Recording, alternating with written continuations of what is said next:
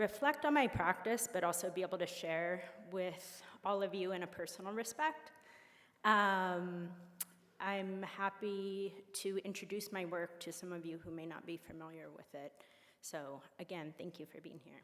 I titled this talk Space in Lineage, and as I was creating this presentation, I was thinking about the through lines through my work that have carried me to this point. And one is a very obvious design quality.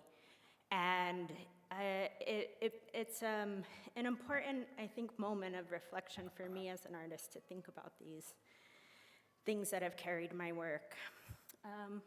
Oh, that's nice chiming. Chiming thing to begin. I grew up on the Navajo Nation. This is my homeland. This is Canyon de Chelly, where I grew up and spent a lot of time as a kid.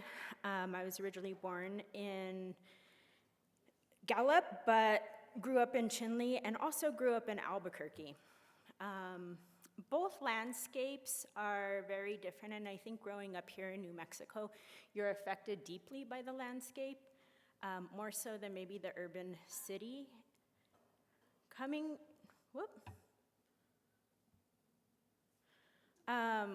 to Albuquerque was a very, very different experience, both in culture, texture, feel. Understanding the urban context of cityscapes, I think, is something that has stayed with me throughout the way that I view the world and think about it. In more recent times, I have really become fascinated by the mechanism of the urban grid and how it is used as a mechanism for exploitation, how it's a mechanism to really divide us instead of bring us together. I think about how most of what we experience in urbanscapes is based on lines, and how the geometry of that essentially affects our thinking. I believe that urbanscapes are designed to facilitate oppression.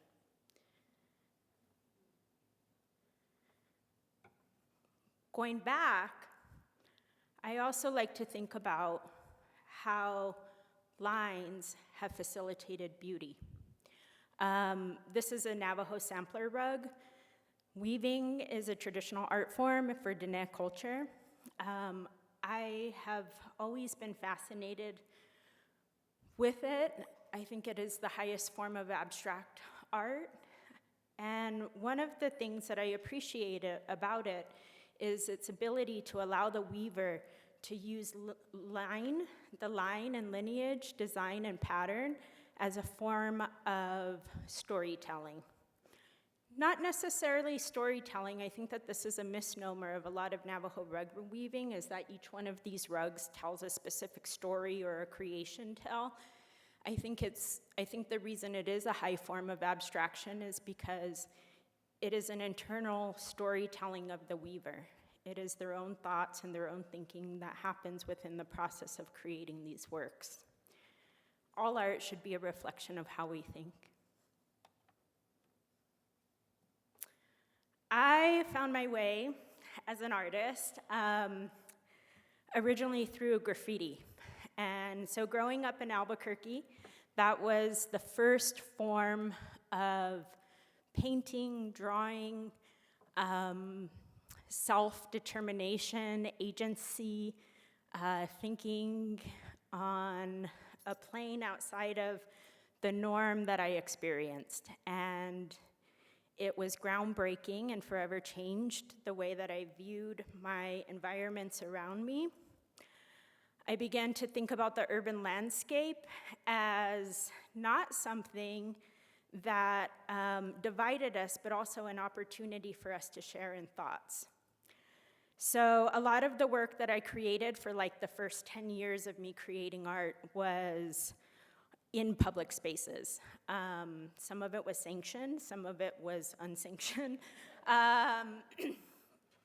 Some of it was big, some of it was small. It was all different forms of creating work in public spaces. One of the things that I noticed about work in public spaces, even as a graffiti artist, is that it had the capacity to create dialogue. That dialogue that was evoked by graffiti was sometimes welcomed and sometimes it was not welcomed.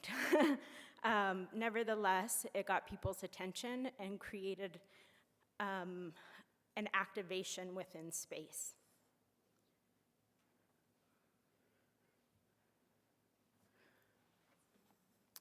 This is the first mural that I created.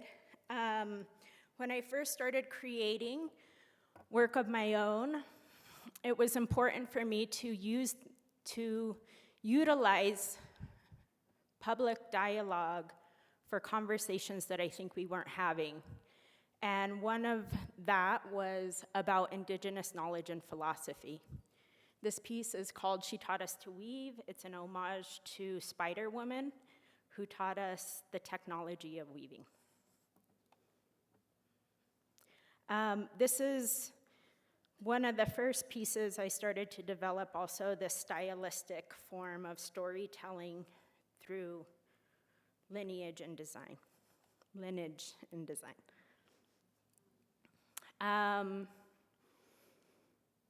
Most of the work that I have created, as mentioned in the nice bio introduction that we had, has been in the public art sector. It's been large-scale ephemeral pieces. Many of the pieces that you see now, some may be here and some may be gone. I eventually feel that all of these works will disappear at some point.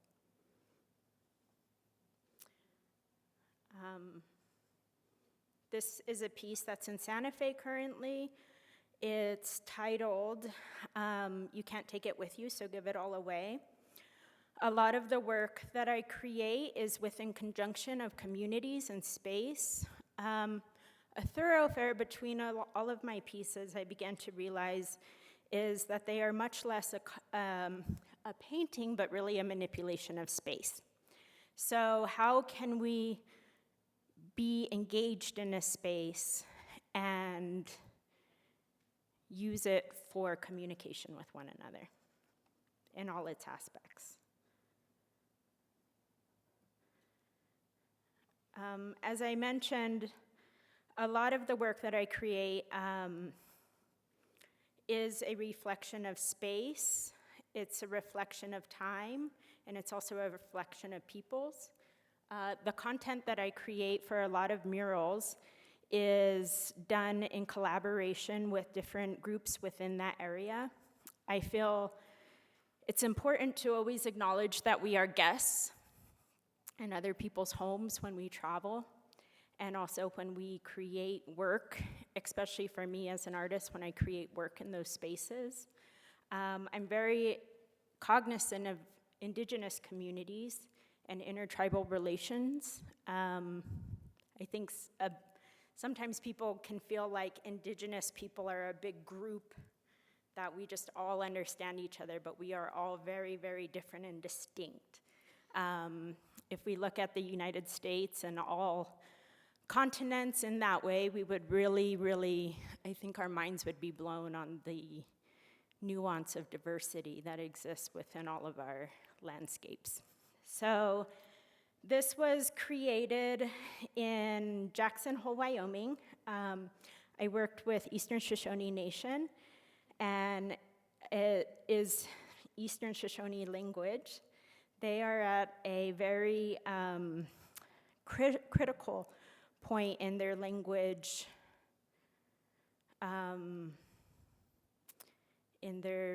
preservation, in that every year they're reaching a juncture of losing more and more native language speakers.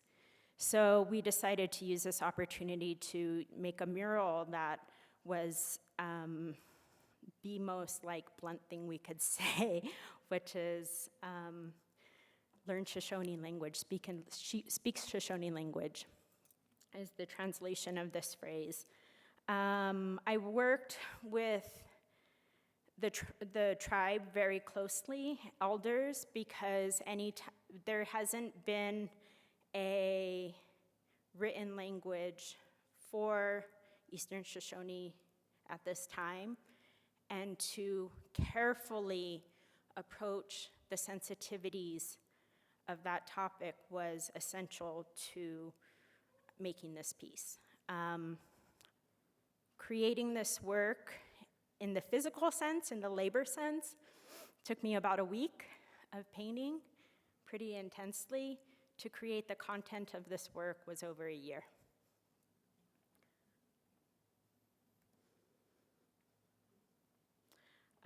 This is a painting that was here at one point. I was part of a show, so I wanted to include it in case any of you guys saw it. Most of the work that I do as a painter are also very large-scale works.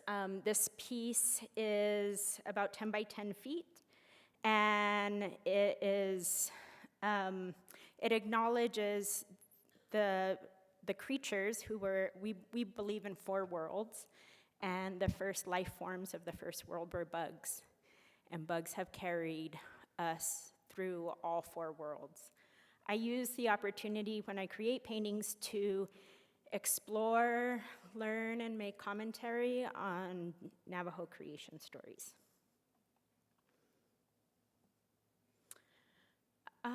About 7 years ago, I began this body of work. As you guys can see now, how I used line and design and traditional abstract Navajo motifs within my work to carry narrative. At some point, I became more enamored with the line and the strength of the line. The line has carried me through a tag on the street to understanding how I write my name, to finding identity, to also understanding how I can move a story.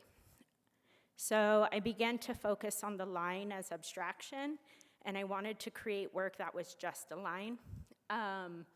Drawing it and painting it, for some reason, didn't have the same presence. I really wanted to draw a line like with pencil and do like a pencil mural, but it just wasn't having the same power that I felt it deserved. And I started creating these works that are installation pieces out of string. And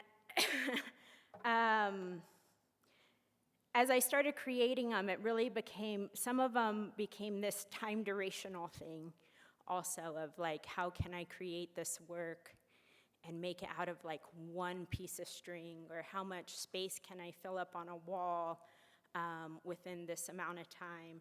And to think about improvisation and to think about form and shape while I was creating these narratives. This piece is called Our Gods Walk Among Us, string iteration form. Here is another work that I created last year, an ephemeral piece, completely gone. And this was at the University of Texas. I did a work for a while that is ongoing about the relationship to water. That journey within my work carried me into creating this piece, which is called a acequia, and is an abstract representation of all the acequias throughout Albuquerque. So this is our water map of Albuquerque.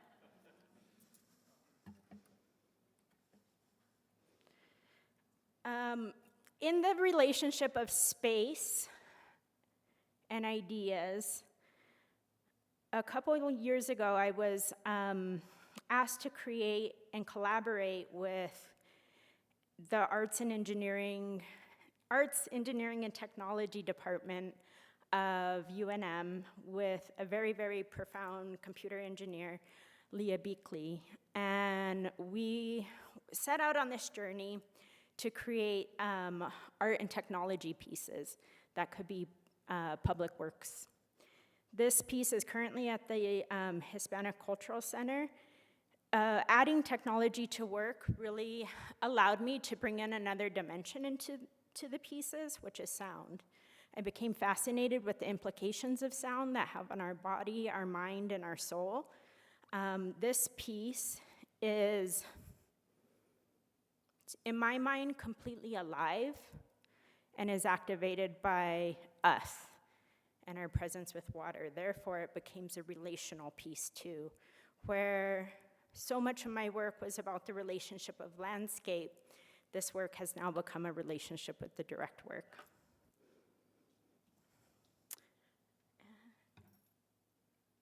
How do I play this?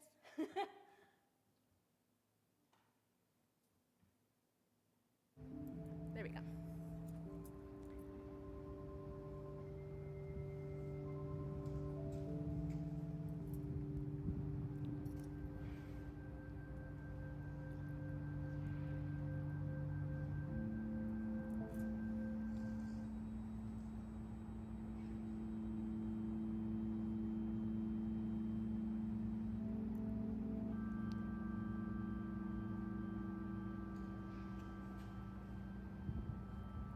This piece is created out of all conductive materials: copper, copper paint, carbon paint, aluminum, and tin. And is completely jointed as wiring through the design itself.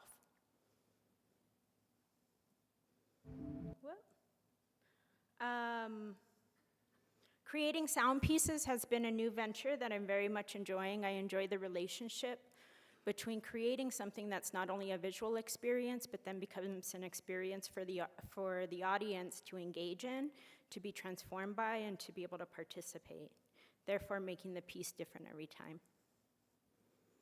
This is a sound piece that was created by myself and a sound engineer, Lucas Gonzalez.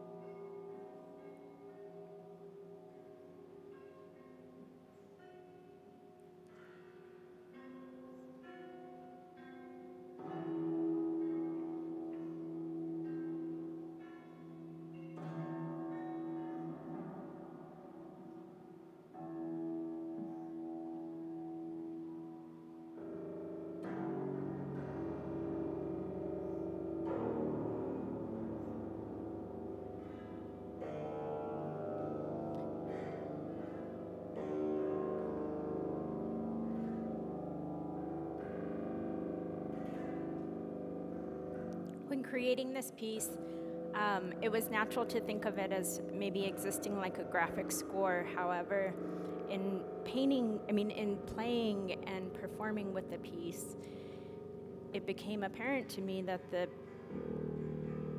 design itself dictates the sound of the instrument.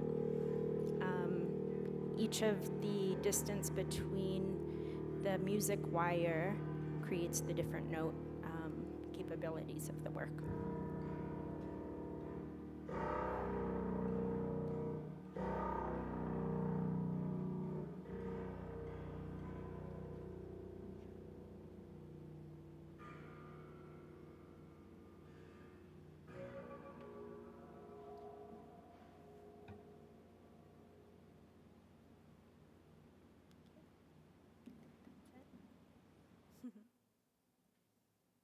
Okay.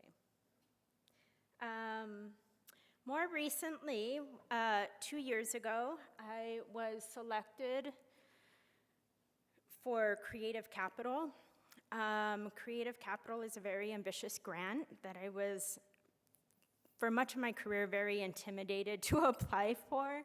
However, I do really, really love these opportunities because they really try to support work of audacious dreaming. They really want the pieces that are outside of the scope that any artist may try to do, and then they fund it. I had this idea for this particular work probably my entire life. Growing up on the res, we are, if any of you guys have ever driven out that way, if any of you have ever driven to Navajo Nation, you know that it has housed our uranium mines and also our coal production, which goes into electricity. The landscape is, I want to say, for lack of a better word, littered with power lines. These power lines are a form of industrial blight, especially because now a lot of these power lines could and possibly be incapacitated because the coal mines are shutting down on the Navajo Nation, and it's indeterminate if they will open back up. An interesting correlation between the two is when you're a child, you don't understand these concepts of what those actually are and what they're used for. You just observe your environment. And since I was very, very small, I always felt like they looked like our traditional sand paintings of yebiches. And I had always wanted to create a work that existed between that, to rewrite a narrative around it. I have a little video I will show you. It's about a minute long, that explains the work a little better.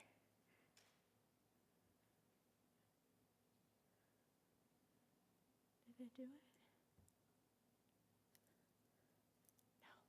No. Yat e shikedo shidine, shiye Nanibah Chacon yeneshne, torechitni nishle, nakaidone e bashishchin kiani dashiche, nakaidone e dashanale, at ego dine nishle, at ego dine at sa nishle. My name is Nanibah Chacon. I'm from Albuquerque, New Mexico, and the Navajo Nation. For Diné, being connected to the landscape is central to our belief system, creation stories, and connection to our ancestors. We are tied to the landscape through this, and the landscape is tied to us. In 1957, a coal lease was permitted, allowing for mining to take place on the Navajo Nation. In years following, 4 mines were created, beginning unrecoverable acts of resource colonization. In 2020, the closure of these coal mines on the Navajo Nation have left industrial blight and an environmental scar on the land. I address this sordid history through my project with Creative Capital titled Our Gods Walk Among Us, a public art sculpture on the Navajo Nation that will embed a low-powered FM radio transmitter and broadcast expressions of well-intentions by the community to be transmitted across the landscape. This project acknowledges design parallels of electrical transmission towers and abstract representations of Diné deities used in sand paintings, opening conversations about energy and land exploitation on the Navajo Nation.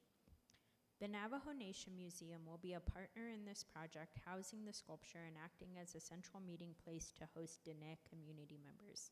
An additional partner is Chacon, who will be building the transmitter that will be embedded into the sculpture. I view this piece as an intervention on landscape, a way to push back or reclaim our environments, reclaiming land and symbols through action and intention, leaving a repercussion rooted in Hojo, our principles of harmony. Thank you. Ehyahet.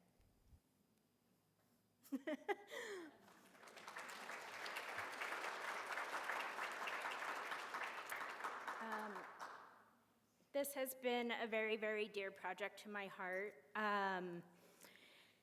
In last year, this project this project, as well as expansion of this project, which is the sculptural elements of this work, were selected to be a part of this year's Whitney Biennial.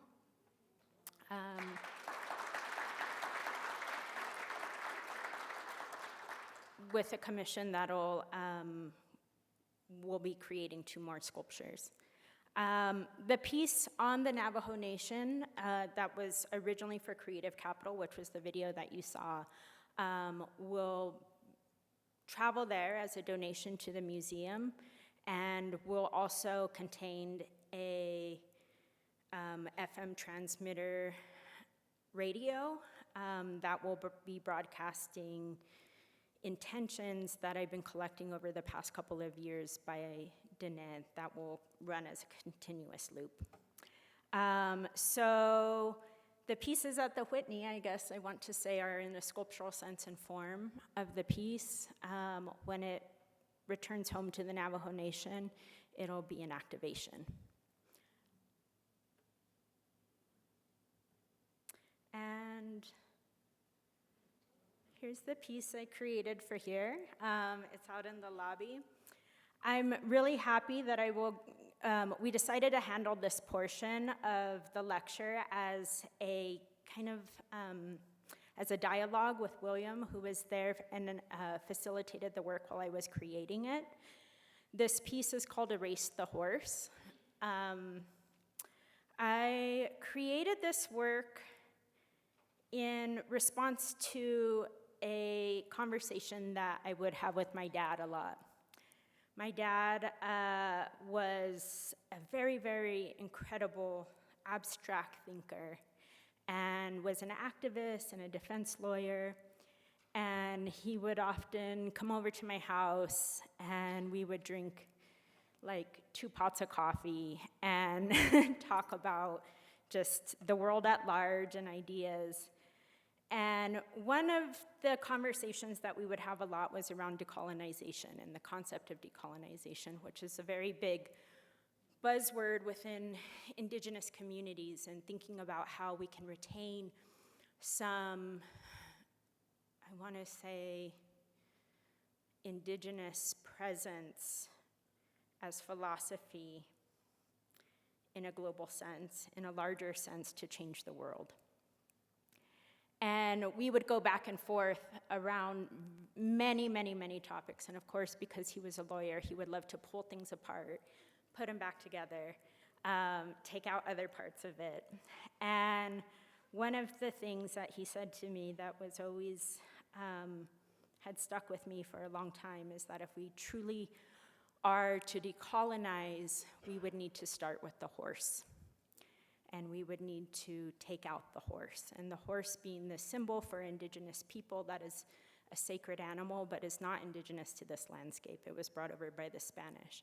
So if we begin even taking out the things that we hold sacred, the things that we have adapted to and that we have adopted, how does that is a form of, that is the ultimate form of decolonization, and how do we return to that thereafter?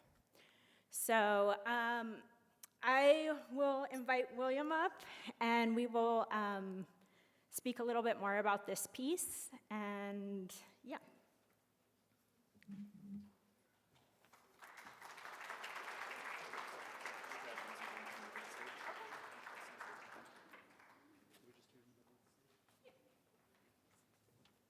Oh, thank you.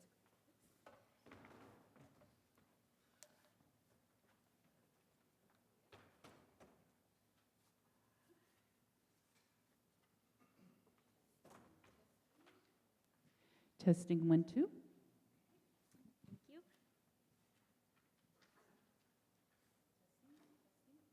Testing 1, 2. Thank you, Elizabeth. All right. Thank you so much, Nani, for being here today, for the presentation so far, for being our visiting artist this year. It really has been an honor to get to know you through this process. We had met previously, but really didn't get to know each other until the eve of this installation. Literally the eve, because we came back at 8 o'clock at night to get started. For those of you who don't know, Nani's process began by projecting an original sketch onto the wall out there, and then using that projected light image to trace out the final image, and then paint it from there over the course of 10 days or so. But we had some time to wait until it got dark enough to see the projected image, so we just chilled and ate macaroons in the lobby until nightfall, and set up 2 scissor lifts, and Nani got underway. So it really has been fun to get to know you through this process, and thank you for what you have shared about this work so far. And yeah, just thinking in whole new ways about your work just from your presentation today. I'm reminded of, there's a great book. For those of you who don't know, my background's in study of Aztec art and indigenous arts of the Americas before the conquest. And one of the books I've always loved is called Pre-Columbian Art in the Post-Columbian World. And it's in that book where it's posited that we didn't really know how to interpret a lot of arts of the indigenous Americas until conceptual and minimalist art came around in the 20th century. For example, we didn't know what to make of the Nazca lines, the geoglyphs in the deserts of southern Peru until Saul LeWitt came through, and artists like him began to teach us about process over product and the concept behind works of art. And suddenly it dawned on us, centuries later, what the beauty of those lines. It dawned on academia. Yeah. And I'm thinking with your discussion of line today, it took centuries for the Western world to get to Pollock to undo everything and focus just on the line, when in fact he could have been looking, artists for generations before him could have been looking at the source material that you're sharing with us today. So it just always dawns on me again and again how so many advancements in art were already tucked away neatly here in the deserts of the Southwest. So thank you for enlightening us on that. Thank you too for sharing the audio pieces. This is an aspect of your work that is brand new to me, frankly. Wasn't something I was super familiar with when you began this project, and it's wonderful to be able to see that today. And finally, I just want to say congratulations on being named to the Whitney Biennial this year. It really is a huge honor. And by the applause and recognition here today, I realize that many of you know what that means for an artist. But for those of you who don't know, it is a biannual art exposition that seeks to portray a comprehensive overview of American art at that very moment, according to particular themes. And so I just want to know from your perspective, and at this point in your career and artistic trajectory, what does an opportunity like the Whitney Biennial represent for you? Is it fundamentally different from previous commissions or other opportunities like you shared about Creative Time? Yes, it is, because I think in particular with this project, only because sculpture is a completely different avenue from what I've created in the past. It's almost like, like walking through a door or portal that then contains a whole other aspect of thinking and expansion of the way that you think of how space is handled and how we interact with space. It being at the Whitney Biennial as like kind of premier sculpture works that I haven't created before is very intimidating. But I don't think about it necessarily like how it's different for my work, but really how it's different for Indigenous work as a whole, how we view contemporary Indigenous work. Because a lot of the Whitney, of course, and like a lot of MoMA, really focused on, as you said, like abstract painters, which were that like mid-century like white male scope of work that was celebrated for so long. And the fact that Indigenous history has been here since time immemorial,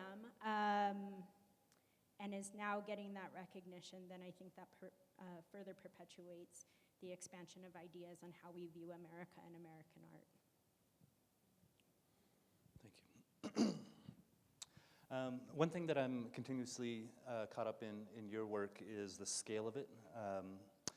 And I think that scale of your murals in particular, combined with your really expressive brushwork and precise detailing, historical references, it gives your figures and your themes this really tremendous strength and sense of presence, which to me is often at odds with the ephemerality of murals themselves. This is a work that was created for a specific amount of time. It will be painted over. It will go away.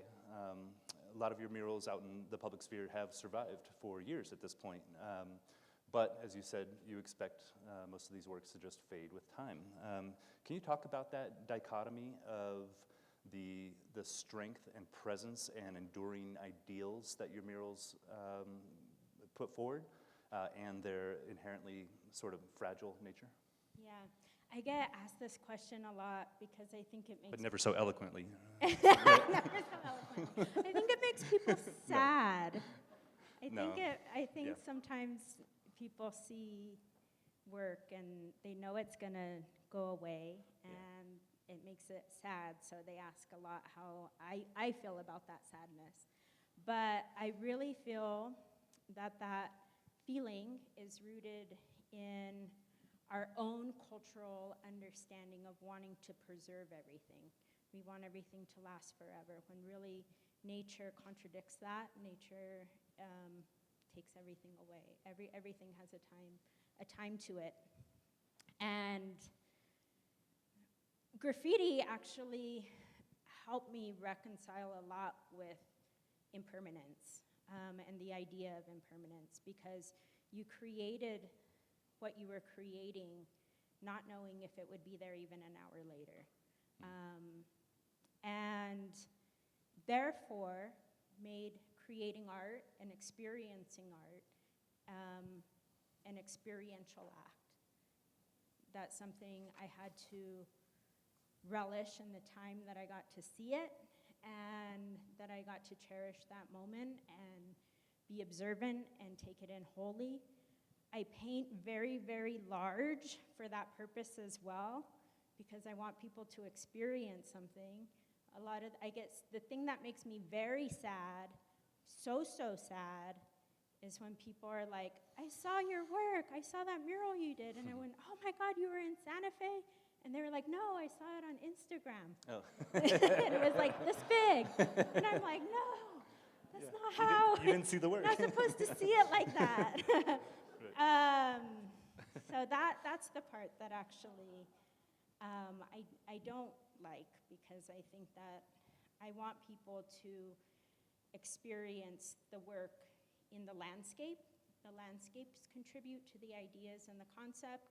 I want them to experience the people, and I want them to experience the time that they're viewing it.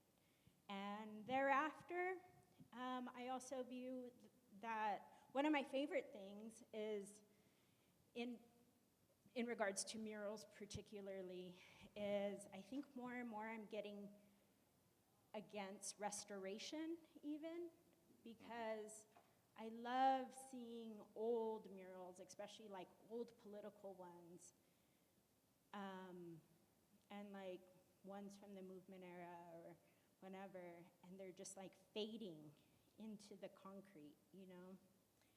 And I just think that also has a commentary on time and ideals. And it's very special and very beautiful that people held on to a work that long and didn't touch it, didn't, write something offensive or draw boobies on it or something, and like, let it just kind of fade in its own time. So that's how I reconcile with that. It's for me more about the process and about the time that you get to see it, the experience of it, than it is about archiving something forever. Yeah, I think, I don't know, it makes me think sometimes of, it's a difference in people when they look up at the night sky and the stars. Does it make you feel small or part of something much bigger? I can understand the point of view that someone feels sad to know that this is going to go away. I think it's all the more beautiful because of it, because of that short duration. And also, it's not going to be chipped off the wall. It's going to be covered over. It becomes almost like a palimpsest in a way. Imagine, there could be a day when you could cut the stratigraphy of that wall and reveal 50 murals beneath it. But the last question I have, and I want to open it up to questions after this, to all of you if you have any, is you mentioned murals being political. I guess before this conversation, I was thinking since the 20th century, murals are inherently political, and I think that's true of most of them.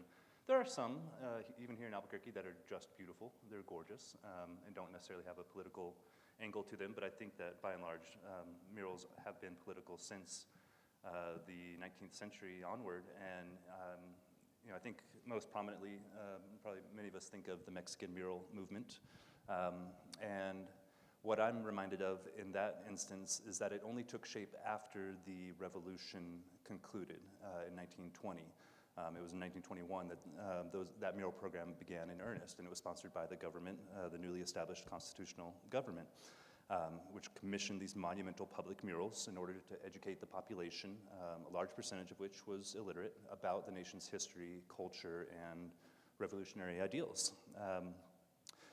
By contrast, during the Cuban Revolution in the 1950s, figures like Che and other leaders of that revolution advocated for art being integral to the process, to revolution in progress. Not something that comes afterward and consolidates all of the victories, but something that is part and parcel of that very ideal being established and taking root in the first place. And I wonder, sort of, what is your position on the role of murals in large-scale social transformation? Is it, are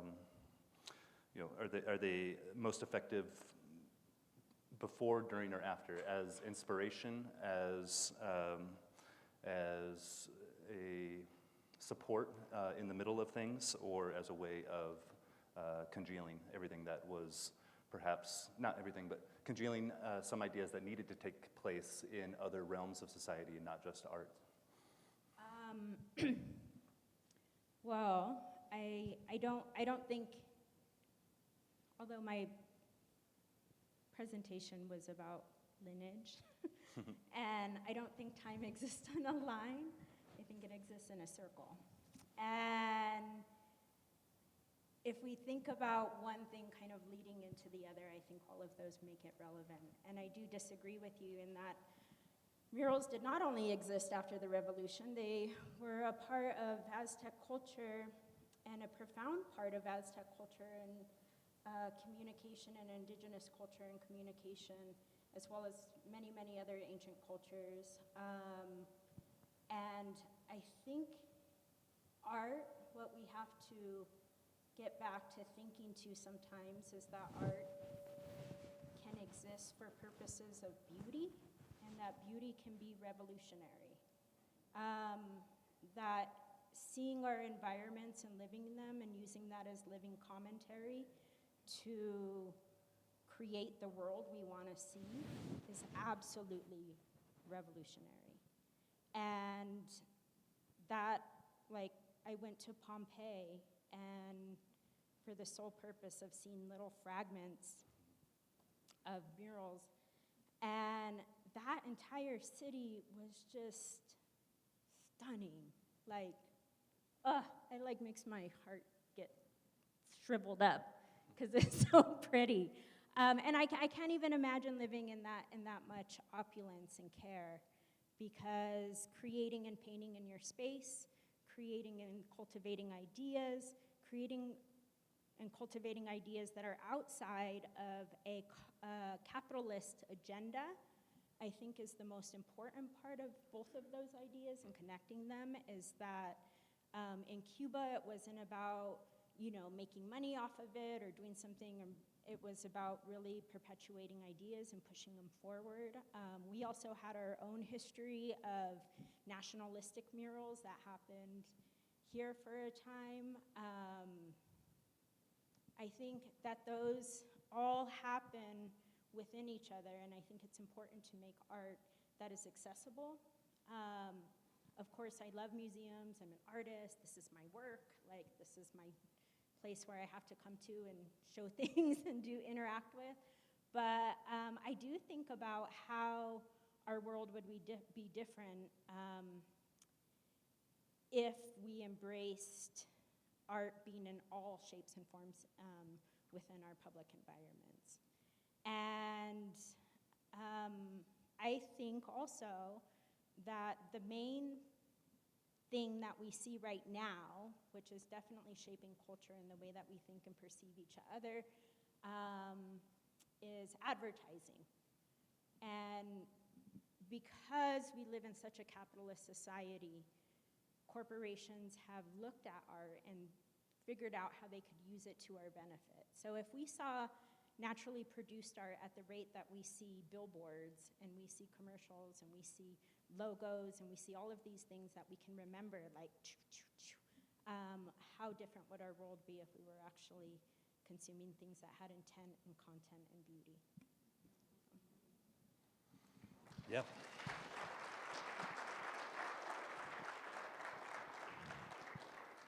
Very well said. Thank you. I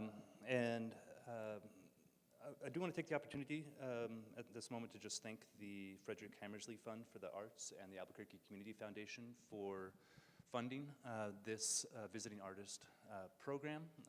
It really is monumental to be able to offer this every year, and you know, building a little bit on what you were just sharing, you know, I love the fact that this this visiting artist series allows us to activate the lobby space here in a way that we never charge for. You can come directly into the lobby and experience just this and won't ever have to pay an admission fee. This is the most direct and unadulterated kind of experience with art that we offer here at the museum, and it's been going on for almost 15 years. Next year will be the 15th anniversary of this visiting artist program. So I look forward to introducing our next artist to you all very shortly. But for now, still savoring this mural as long as we have it. It will be up through May 3rd. So I really appreciate Nani speaking with us today, and I want to open up the floor. Are there any questions for Nani before we conclude today? I want to give you all the opportunity. Let me go ahead and give you a microphone Bring a because we're microphone recording. here. Yep. We've got one question up front.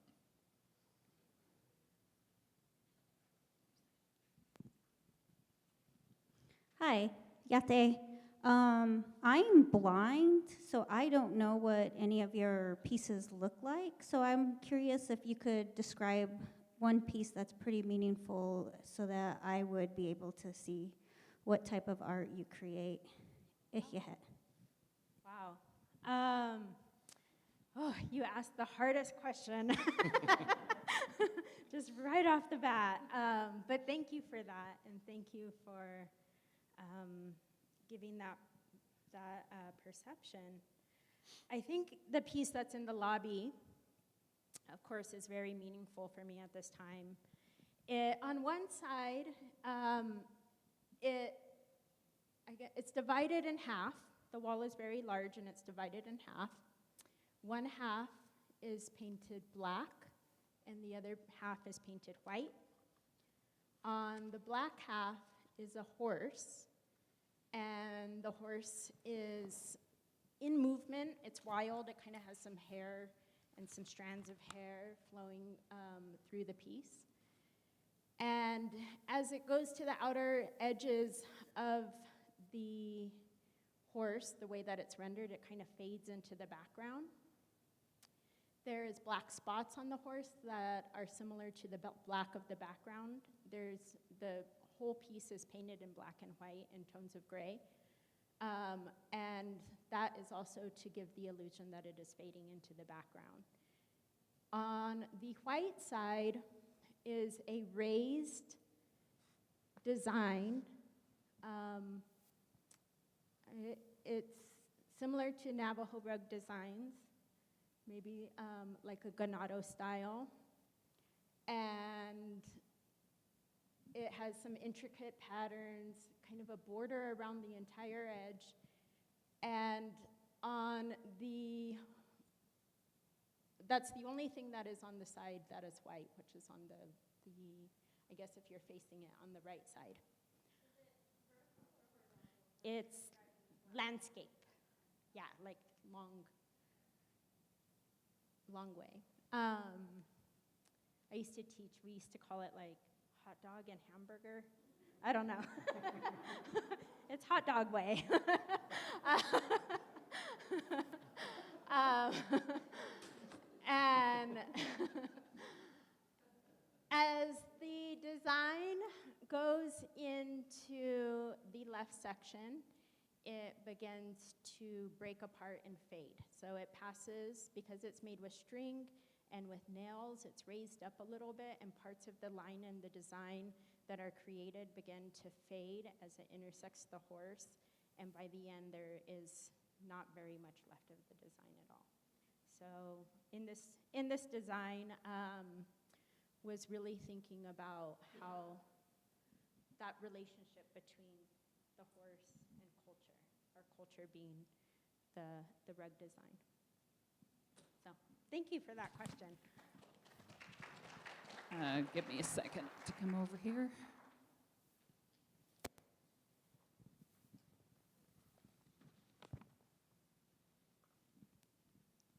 Hi, this is a kind of a two-part question. The first thing is, I really think your murals are very valuable and important, the history, the culture that they present to the public who is exposed to them. And so I want to kind of question whether sometimes restoration or archiving or continuing to have them in our lives is valuable rather than letting them fade away. So I just wanted to just kind of take issue with your saying that.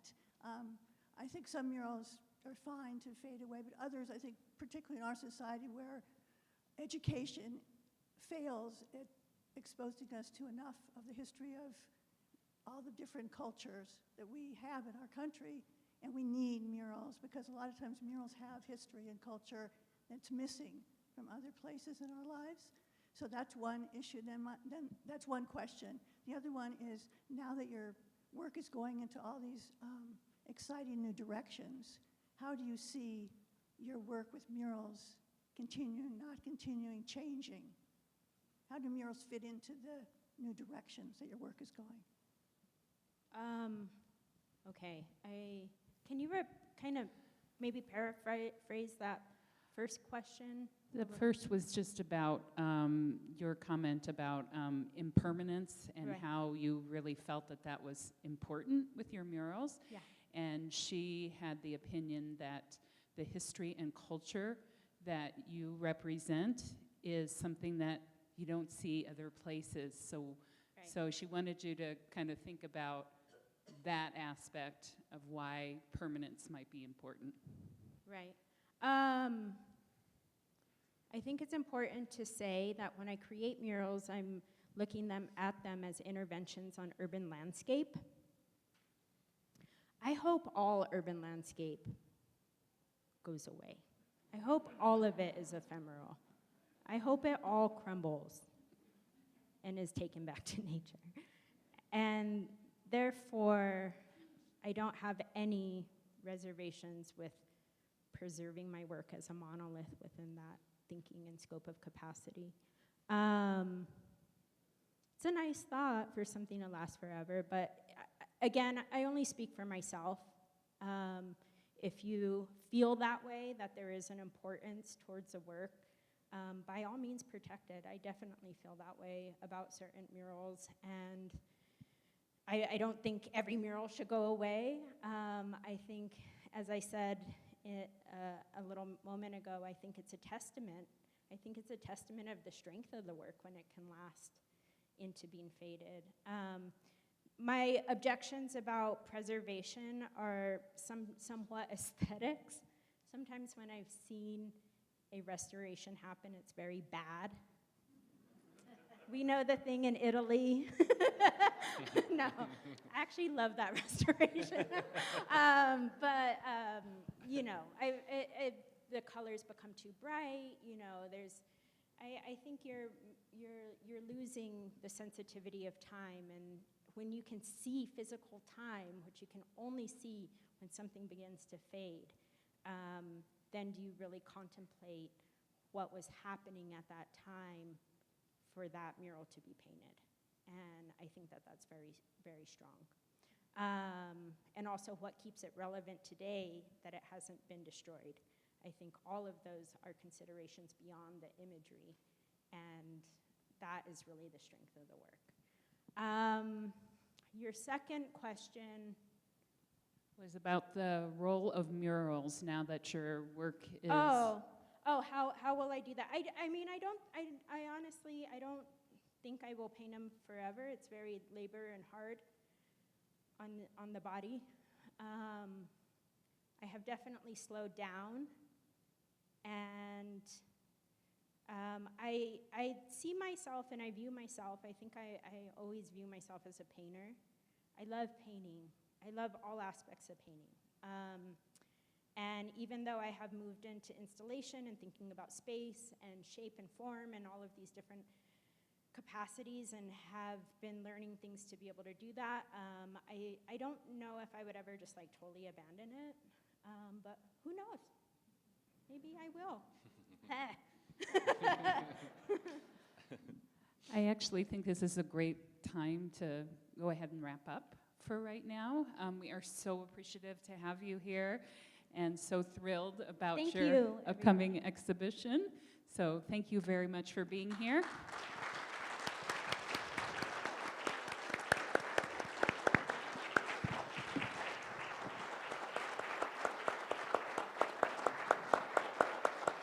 And I encourage you all to go out into the lobby and take a second glance at that work. So thank you all for being here.